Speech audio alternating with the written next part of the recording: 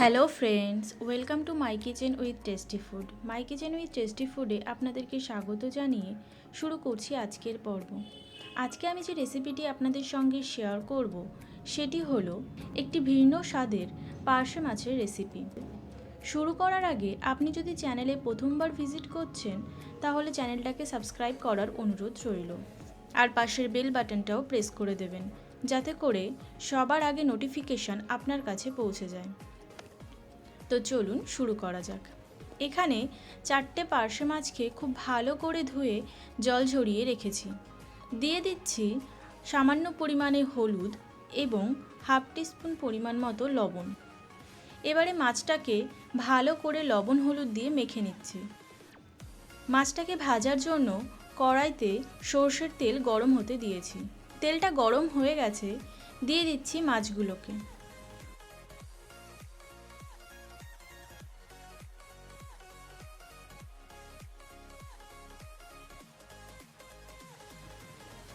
মাছগুলোকে উল্টে পাল্টে হালকা করে ভেজে নিতে হবে।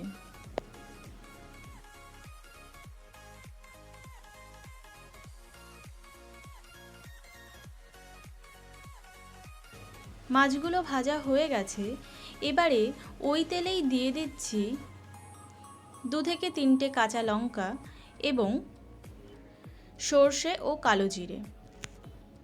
ফোড়নটাই ভাজা হয়ে গেছে, দিয়ে দিচ্ছি ধনে পাতার একটি পেস্ট, যার মধ্যে আছে বেশ খানিকটা পরিমাণে ধনে পাতা এবং স্বাদ মতো কাঁচা লঙ্কা। ঝালটা আপনারা আপনাদের পছন্দ মতো ইউজ করবেন। আমি এখানে 5 থেকে 6টা কাঁচা লঙ্কা দিয়েছি। দিয়ে দিচ্ছি স্বাদ মতো লবণ এবং হাফ টিস্পুন পরিমাণ হলুদ গুঁড়ো। দিয়ে দিচ্ছি সর্ষে পেস্ট। এখানে আমি কালো সর্ষেকে ভালো করে মিক্সিতে পেস্ট করে নিয়েছি এবং ছাঁকনির সাহায্যে ভালো করে ছেঁকে সর্ষের যে খোসাটা সেটাকে ফেলে দিয়েছি। এখানে 1/4 কাপ পরিমাণ মতো সর্ষে পেস্ট আমি দিয়েছি। কাঁচা লঙ্কা ও ধনেপাতা দিয়েছি হাফ কাপ পরিমাণ মতো। এবারে মশলাটাকে 3 থেকে 4 মিনিট মতো ভালো করে কষে নিয়ে দিয়ে দিচ্ছি পরিমাণ মতো জল। এখানে আমি 1 কাপ পরিমাণ মতো জল দিয়ে দিচ্ছি। ঝোলটা খুব ভালোভাবে ফুটে উঠেছে, দিয়ে দিচ্ছি ভেজে রাখা মাছগুলোকে।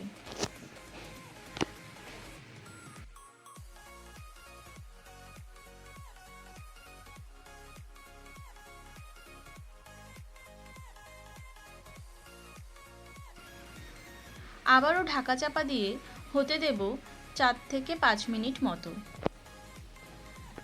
5 মিনিট মতো হয়ে গেছে, ঢাকনা তুলে দিয়ে দিচ্ছি চেরা কাঁচা লঙ্কা, ধনেপাতা এবং কাসুন্দি। এখানে আমি কাসুন্দি 2.5 টেবিল চামচ পরিমাণ মতো দিয়ে দিচ্ছি, আর দিয়ে দিচ্ছি কিছুটা পরিমাণে কাঁচা সর্ষের তেল। এটাকে কিন্তু অবশ্যই করে দিতে হবে। এবারে আবারও ঢাকনা চাপা দিয়ে হতে দেব 2 থেকে 3 মিনিট মতো।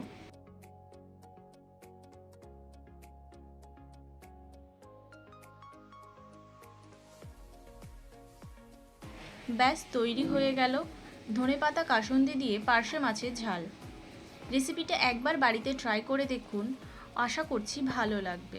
ভিডিওটা যদি ভালো লেগে থাকে অবশ্যই করে একটা লাইক করার অনুরোধ রইল এবং ফ্রেন্ডস ও ফ্যামিলির মধ্যে শেয়ার করবেন,